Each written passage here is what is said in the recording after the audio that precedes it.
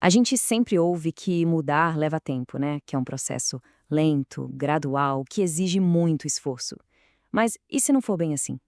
E se fosse possível uma transformação acontecer num instante, uma mudança profunda de um estado para outro de forma imediata? É sobre essa ideia poderosa, o chamado salto quântico, que a gente vai conversar hoje.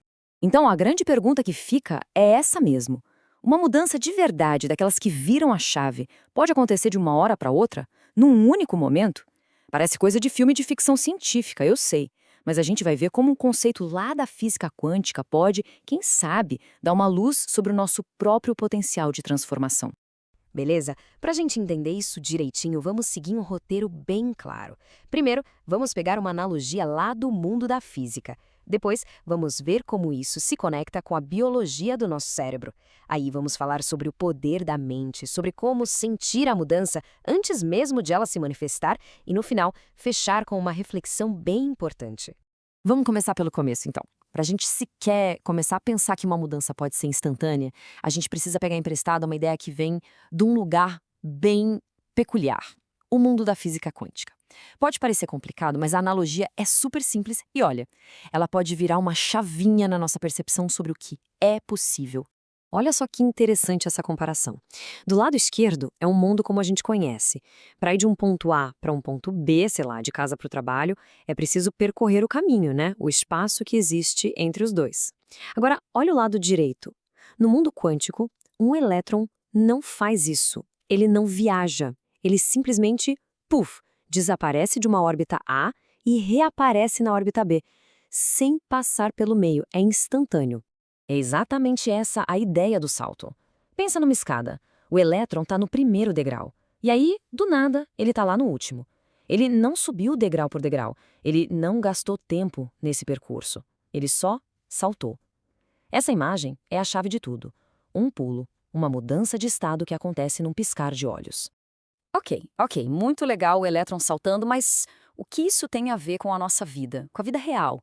Como é que uma partícula minúscula pode explicar alguma coisa sobre a nossa biologia? Bom, a resposta para isso está dentro da nossa cabeça, mais especificamente no nosso cérebro. E a conexão é bem mais direta do que parece. A ponte que conecta essas duas ideias tem nome e é um conceito da ciência super bem estabelecido: neuroplasticidade. O que isso quer dizer? Basicamente, que o nosso cérebro não é uma peça fixa e imutável. Pelo contrário, ele é tipo uma massinha de modelar.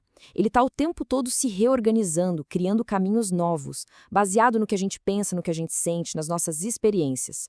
Ou seja, a mudança não é só uma ideia filosófica, ela é biologicamente possível. E aqui está o pulo do gato. A receita para esse salto acontecer no cérebro seria mais ou menos assim. Pegue uma intenção bem clara, um pensamento focado naquilo que se quer criar. Agora, junte isso com uma emoção bem forte, bem elevada, tipo gratidão, alegria, um sentimento de liberdade. Sabe, essa combinação de mente e coração é tão poderosa que ela pode literalmente religar os circuitos do cérebro. É como se a gente parasse de usar a estradinha velha de um hábito antigo e construísse uma autoestrada novinha que leva direto para o futuro que se imaginou. Esse é o nosso salto biológico. Isso tudo nos leva para a peça mais importante desse quebra-cabeça: a nossa própria mente. Porque a forma como a gente se enxerga, a forma como a gente se observa, pode ser tanto a chave que abre a porta para essa nova realidade, quanto o cadeado que mantém a gente preso onde a gente está. Olha que frase forte essa. Para que o salto ocorra, a pessoa precisa parar de se observar como alguém que tem dor. Pensa nisso.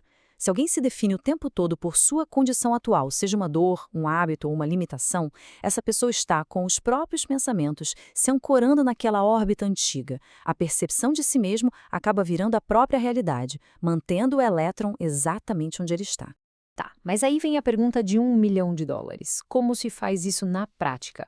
Como é que se para de se ver de um jeito antigo para começar a se ver de um jeito novo?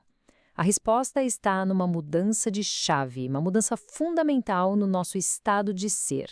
E essa imagem aqui deixa a diferença bem clara. De um lado, temos o querer melhorar. Sabe quando o foco está no problema? Eu não aguento mais isso. Eu preciso sair dessa situação. Isso, por incrível que pareça, reforça a órbita antiga, porque o foco está na falta. Agora, olha o outro lado.